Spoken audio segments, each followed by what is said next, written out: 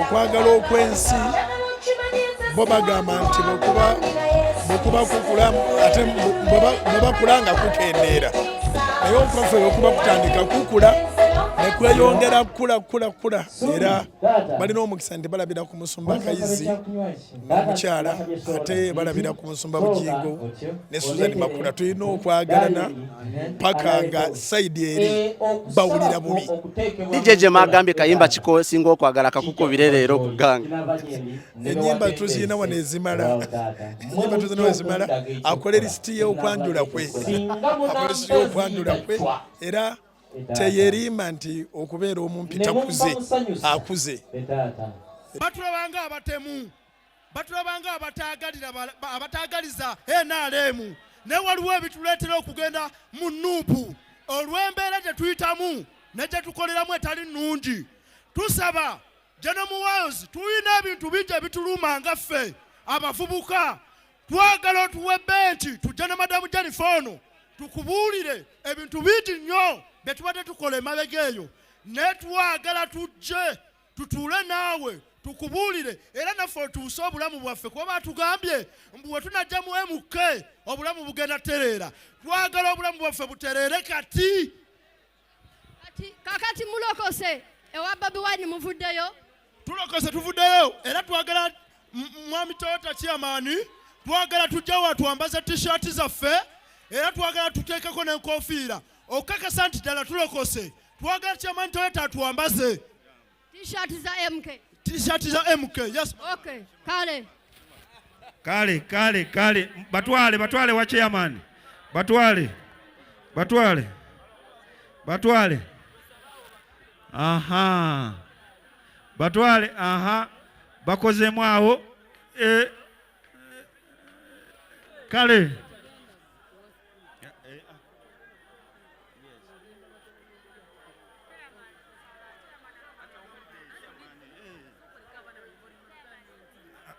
Members,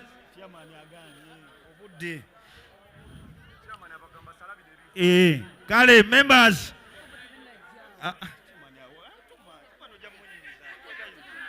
No. Abaye. Kale. Members. Banange twagala bebaza. Twagala basiima okujja mu bungi. Eno ye tiimu eteeseteese tournament eno nga bwe tubanyonyodde tiimu zibadde 16 ez'abasajja ne tiimu 10 ez'abakyala. Enteekateeka eno ebigendererwa byayo ebikulu kwali kunoonya bitone talanta z'abaana abali mu ghetto, abaana abali mu butale, abaana abali mu taxi, abaana abali mu ghetto structures n'engeri endala. Twagala bategeeza nti we tumaliddeko tournament ng'abasambi abatandika mu tiimu zino 16 waliwo ettiimu z'ebika by'Abaganda bezifunye mu tournament eno. Waliwo tiimu z'amasaza ezifunye abaana mu tournament eno. Tulina tiimu zino ez'eggwanga ze mumanyiza express zivira ezitandise okwogereza abaana abali mu tournament eno.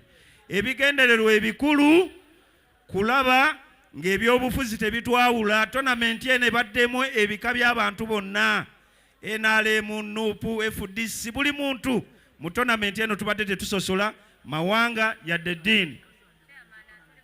So olw'okuba tugenda kugaba ebirabo wali, nsaba olw'obudde ate ng'ebirabo tulina bigaba misana, olw'obudde nsaba tubaweevingireko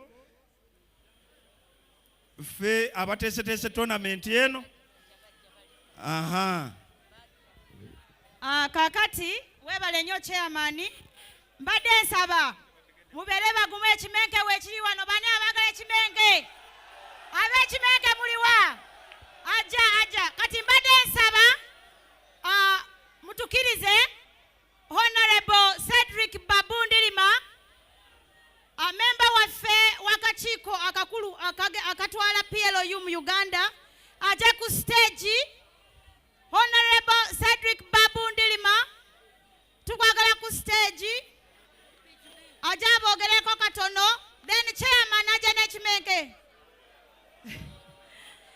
MK oye! Where is Cedric?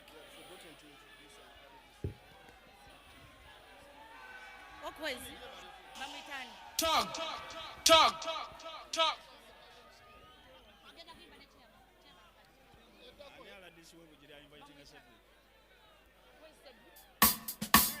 One time, good time, wakubye no ye yogera loni, free time, full time, tusaba busabi sibulagira ndani. Muzeika gutatu kusaba tuwe muhozi, ye muvubuka munaffe no Uganda yagisobola. Muzeika gutatu kusaba tuwe muhozi, subirya buli omu, ffenna bwe tutunulira. Yeze nayimba tane sitenga muhozo yo omwana wakaguta, eno omuntu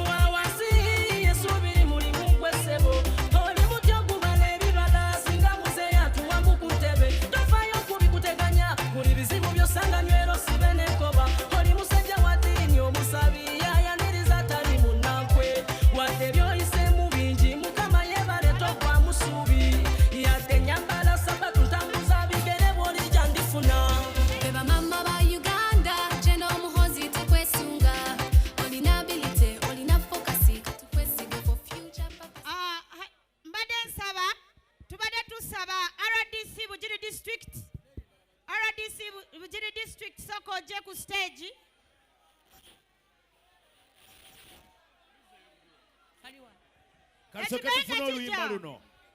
Katusaka tufuna oluyimba luno lwa tournament. Kutusonyiwamu katono. Show time! One time, two time, wakubye no ye yogera loni, free time, full time, tusaba busabi sibulagira. Muzeika gutatu kusaba tuwe muhozi, ye muvubuka munaffe no Uganda yagisobola. Muzeika gutatu kusaba tuwe muhozi, subirya buli omu, ffenna bwe tutunulira. Yeze nayimba tene sitenga muhozo yo omwana wakaguta, eno omuntu awasi yesubiri muli mugwesebo. Oli mutya gubala ebibala singa muzeeya tuwa mukutebe, tofaayo kubikuteganya buli bizibu byosanga nywero sibe n'enkoba. Oli musajja wa ddiini omusabi yayaniriza atali munankwe, wadde byoyiseemu bingi Mukama yeebaleeta okwa musuubi, yadde nyambala sabatu ntambuza bigere bw'olijja ndifuna. Beba mama ba Uganda, jeno muhozi tukwesunga. Olina ability, olina focus, tukwesiga for future purpose. You're the one for the future, one for Uganda. Tukwesiga for future purpose. Abalala be batulimba, oyo propaganda. Tukwesiga for future purpose. Njagala omanye timpagira gwe n'akalulu kange nalondawo gwe. Njagala omanye timpagira gwe ne baloti pepa nangona muda. Ono jeno muhozi, mumutye mu bibozi, ayaka asinga n'omwezi. Munange misita Toyota, tata wokutenyeza tota. Oli wamu ne ttiimu yo, Uganda mugifuula mata. Muzeika gutatu kusaba tuwe muhozi. Yalina future, yalina manyi, yalina ensonga.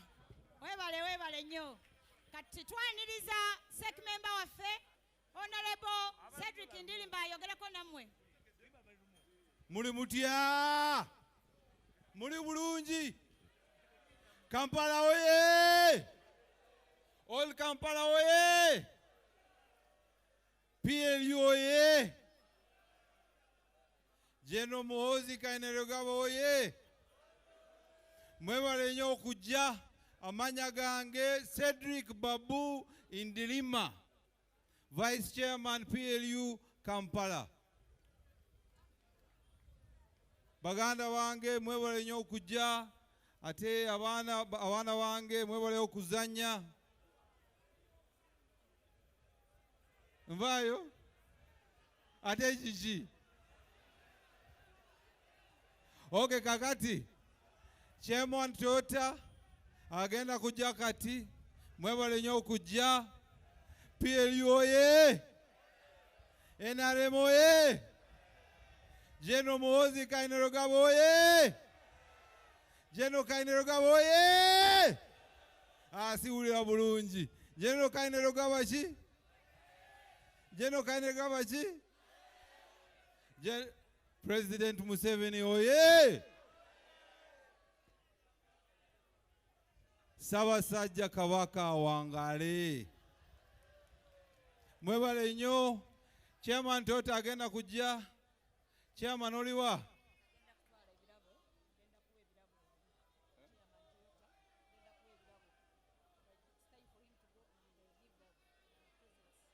Okay. Where?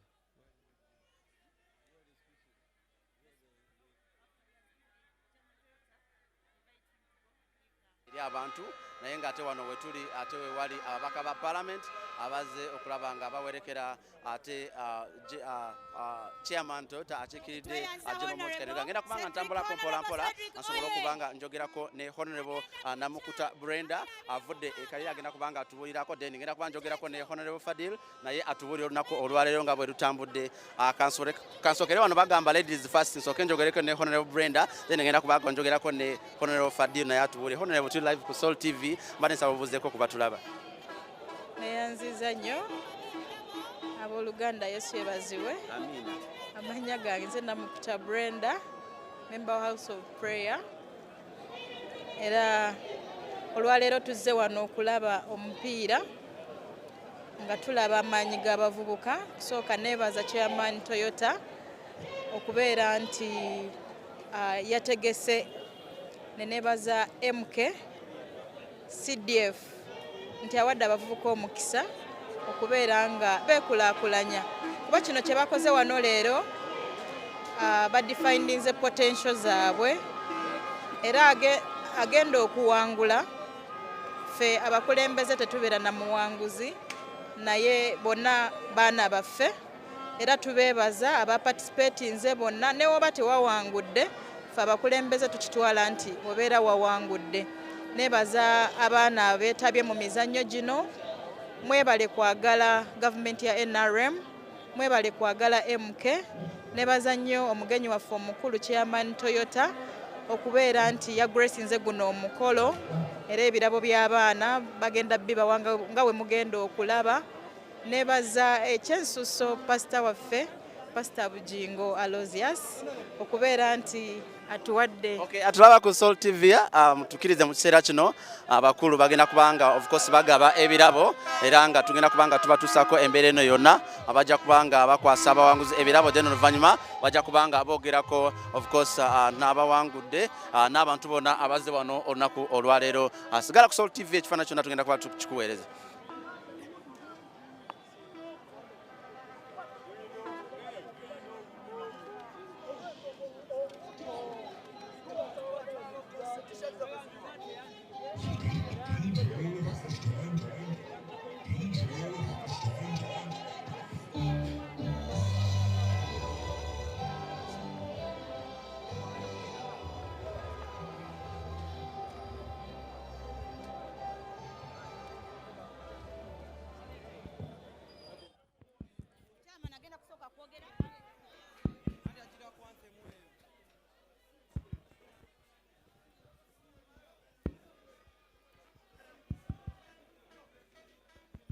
Bana stage musoke mugiveeko, mwenna musoke muve ku stage. Musoke muve ku stage, musoke muve ku stage, musoke muve ku stage. Ai kale. Chairman jangu.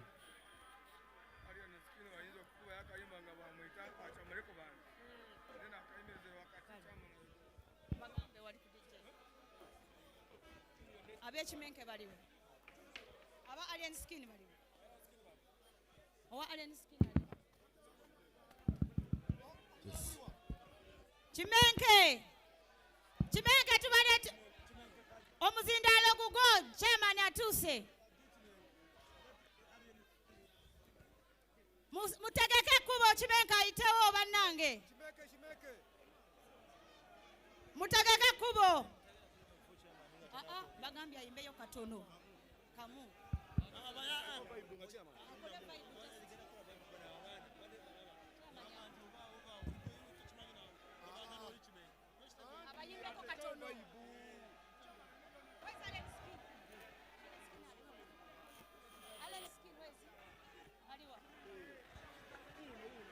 Alien skin jangu oyite Chairman jangu sokowe Chairman ka vibe. Alien skin Chimenke.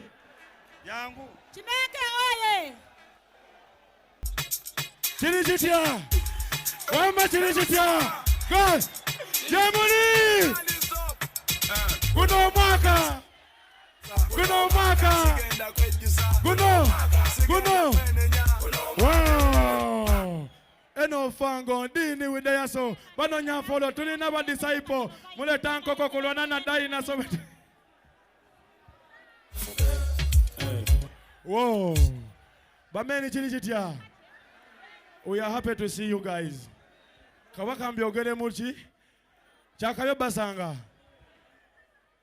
Chamokisa goma mpade okwaniriza kisebo CDF wanenu. Ochitegedde. Kantu alo mukisa guno fango ni forest eyaniza CDF ku stage banaye.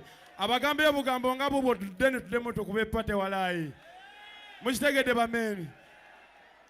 Champion tukwaniriza. Oh banaye kantu alo mukisa guno soko kubuza kubasajja bano bonna. My pastor. Alali, ejo fulo figa konyomyako tukugeya netwogera birungi.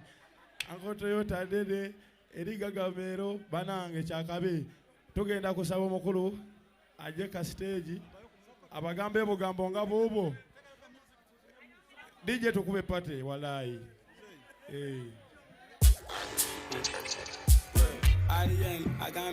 Kale ngamukambwe mu gwe onalebo fulanga chiri chitya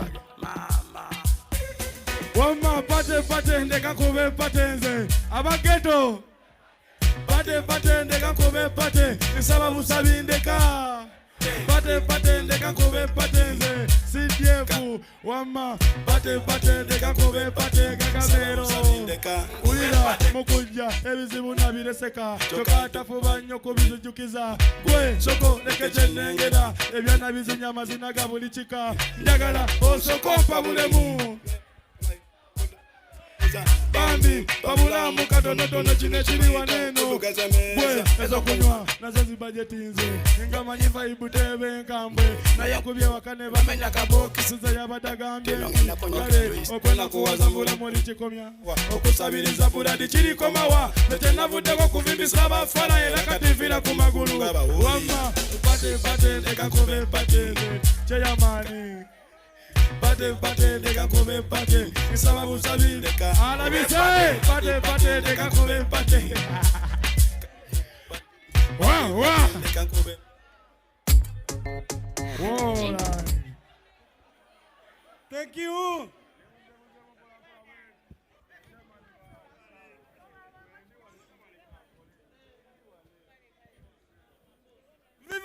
Viva! Viva President Museveni! Viva General MK! Viva informal sector!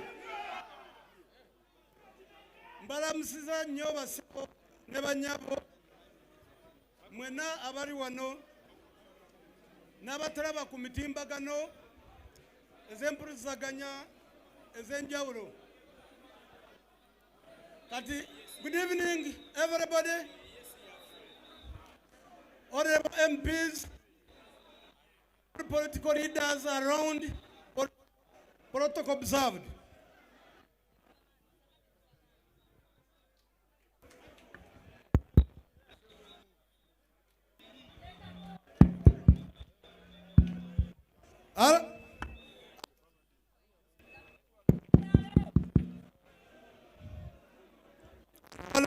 Hello. I bring you warm greetings from the CDF of the Meta UPDF and chairman of the PLOU. He would have loved to be here with us, but national duties called in. I thank you, General Sir, for choosing me to represent you on this tournament.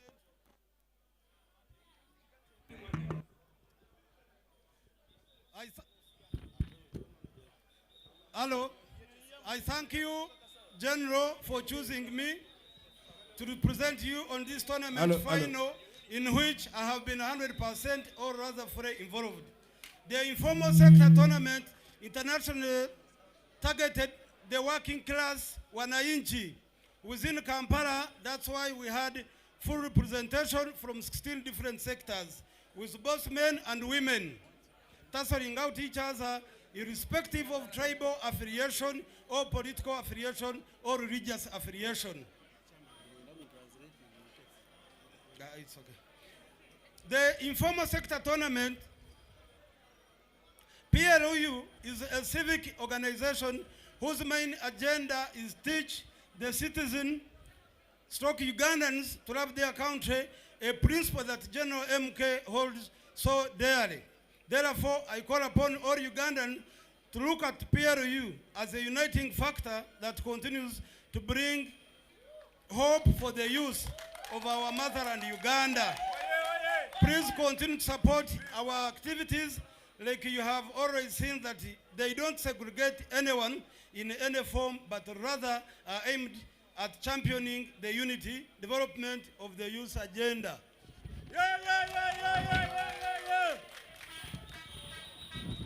We had 16 teams, informal sector, we had 16 teams that were mentioned earlier by our head committee, Rashid Sechindi, but briefly, these are markets, arcades, carpenters, tax operators, boxers, stroke bouncers, saloons, Seven Hills, roofera, media, ghetto youth, mechanics, border, bus operators, and Juakali.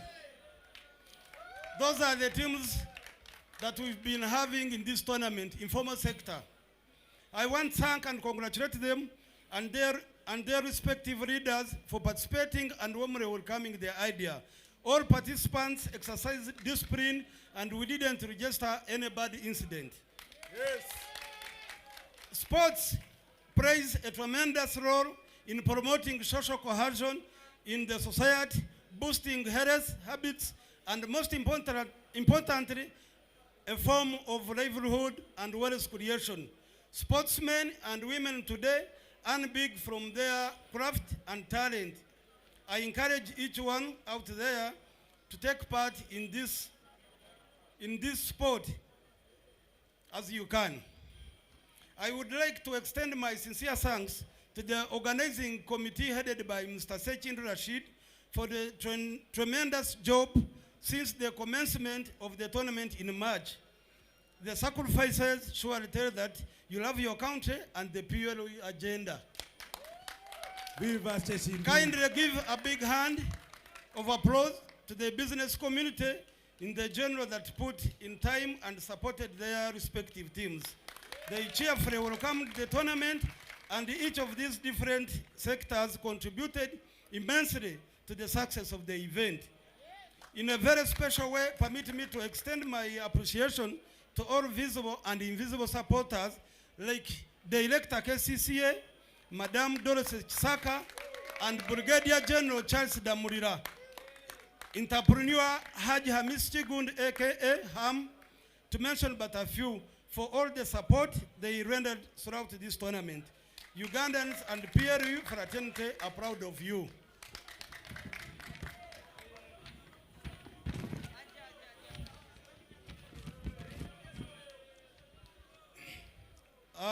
Let's also extend our shout outs to our technical department managed by ex-international sportsmen like Ande Mwesugwa, Mike Mutiaba, and others that spared their time right from the start of this to take part and train with the team throughout this tournament.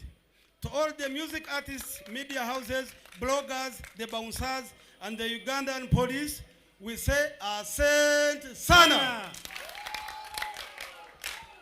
Lastly, I want to thank General MK, the CDF of the Meta UPDF, and chairman of the PLU for his continuous love, passion, and commitment to support the youth cause today. It was his personal initiative for us to hold this tournament. Now much as we have a winner today, General MK's vision was bigger than today. That's why with the help of trainers and ex-international sportsmen, we have been able to identify very talented men and women that will construct our PLO team that we launch today. We are going to launch our PLO team today that will continue. I don't know whether the team is ready. They can step forward. I introduced this team and I launched it. The team, PLU team that was selected. PLU team. And the Mwesugwa and the Mike Mutiaba.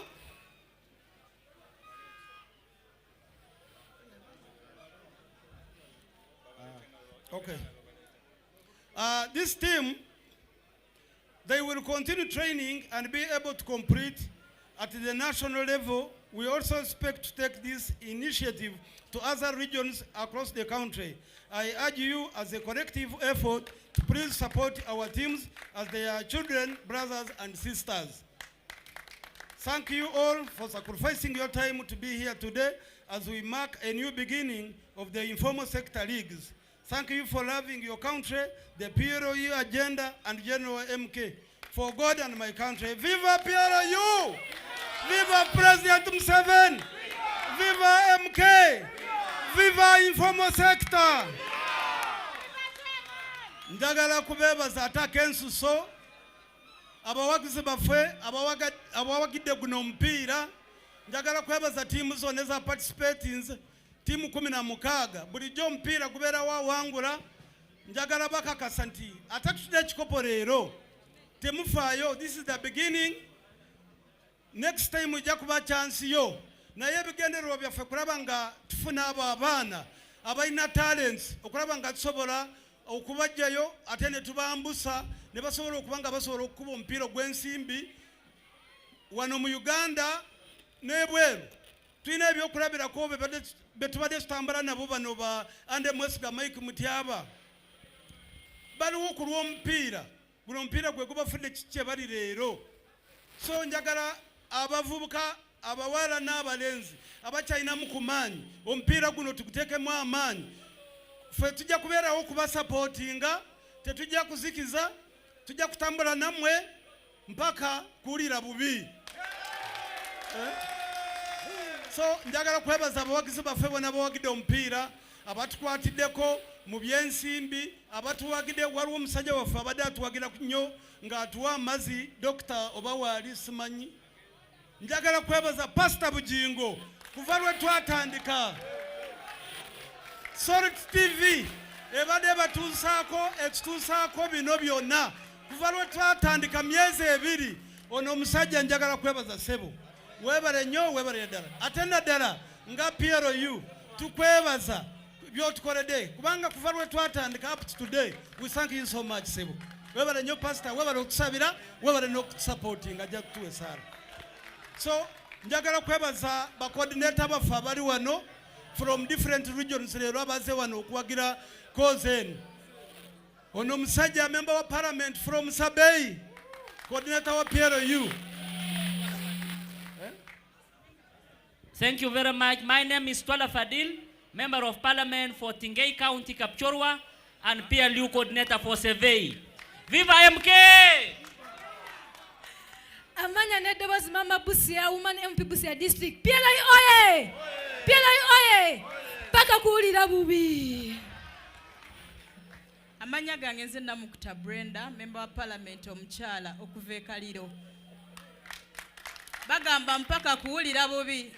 Nze ngamba MK mpaka kuwulira bulungi. Coordinator waffe from Tororo sub-region. Amanya Mutegeke Henry Basaliza, coordinator Toro sub-region. So njagala kwebaza abamemba baffe aba SEC Central Committee eya PLU ababadde batambula naffe abawagidde abadde bateekamu buli kimu. Njagala kwebaza General himself at supporting them mu informal sector eno. Byonna bino njagala mbimanye bye tubadde tukola nga General ayinamu omukono nga supporting. So mukubireko mu ngalo. Bamemba ba SEC Mwami Cedric amaze okwogera. So bakoordinata baffe abaliwa n'abalala baliwa. Viva MK! Viva President Museveni! Nze Honorable Juma Oyitonze, coordinator wa PLU Greater Mpigi. Mwebale kujja. Viva Chairman Tota! So Amannya n'amaloboozi bampita Mwidu Paul Kalikwani, nkolanga RDC mu district y'e Bugiri e Busoga, ate omuwagizi wa PLU, omuwagizi wa MK, atakkiriza nti PLU is the next government. Kiri kitya! Ekya MK kiri kitya! Ekya Toyota kiri kitya! Ra! Ah! Cha!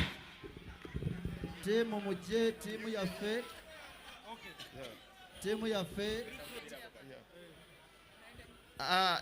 Ronald Byakashaka, UAE coordinator. UAE tegeza Dubai, Abu Dhabi. Ono mukyala coordinator for bakyala.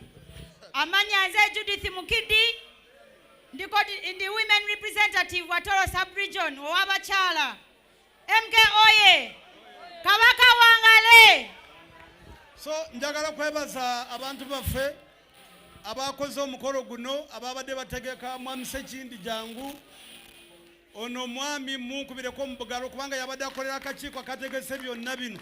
Ebitatambudde bulungi, next time tujja kulongoosa. Njagala basuubiza bannakampala tugenda kutambula guno okubadde mpiira n'ebirala mujja kundabanga tujja abavubuka mpaka buli omu nja kutuuka mu nju ye. Buli omu wasula. Njagala kubanjulira abavubuka mulabe ttiimu eno. Endagenda kusamba omupiira mpaka mujajjira bane ku TV.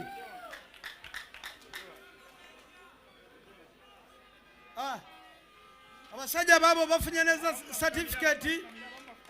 Nsembere kwe mabega bajje. Eno ttiimu gye balonze nga best 11 mu tournament eno. Bwolaba wano eno si wina, si ba wina ba leero. Naye muvuddemu from different clubs.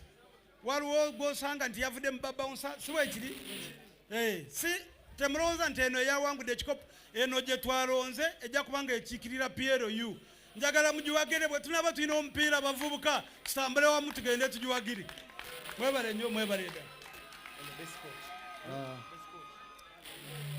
Ono eyawangudde bwa best coach wa tournament era ng'ate akiikirira Rufura ye coach wa Rufura. Webale nnyo webale dda. Kati katugende tugabe ebirabo. Pastor tuwendoza kusala chairman. Abawagazi ba PLU njagala basaba nga 22 June tugenda kuba Bunyoro. Ebunyoro batiso bakyalya tugenda kuba Bunyoro. Ko bamanyi nti oli muwagizi wa PLU nga 22 June Bunyoro tugenda kuba nga tubategeeza district. Balekede kime. Katsoke tugende tugabe naye pastor katwaye sala. Kale zikubire waggulu eza Yesu. Zikubire waggulu nnyo. Mugambe Yesu webale. Yimusa emikono mbasabire. Nsabira ttiimu zino ezigambiddwa zigenda kutambula eggwanga lyonna. Katonda aziteekeko obukuumi. Eggwanga lyonna abavubuka balabe omukisa mu mizannyo. Bayibuli egamba nti ekirabo ky'omuntu kimuseguliza era kimutuusa mu maaso g'abakulu, mu maaso g'abakabaka. Nsabira buli talenti oba yakudduka oba yabikonde oba ya mupiira oba yakuyimba, Katonda abayimuse mu linnya lya Yesu. Nsabira omukulembeze w'eggwanga eyaleeta eddembe lino eyalirwanirira His Excellency Yoweri Kaguta Museveni ne family, Mukama abakuume. Nsabira CDF General Muhoozi Kainerugaba ebirooto bye byonna ku lwa Uganda Mukama abituukirize mu linnya lya Mukama Yesu. Mbasabira okulaba omukono gwa Katonda. Tugenda mu mwezi gwa budget, buli omu Katonda amugabirire omwaka guno gugenda okuggwako nga yali apangisa naye waakiri afunye poloti obanga asimbye ennyumba eyali ku bigere nga naye yeevuga. Tuyingire December nga nawe olina ky'oli kitwale. Mukama abawe omukisa. Amina. Tukyagenda mu maaso. Banange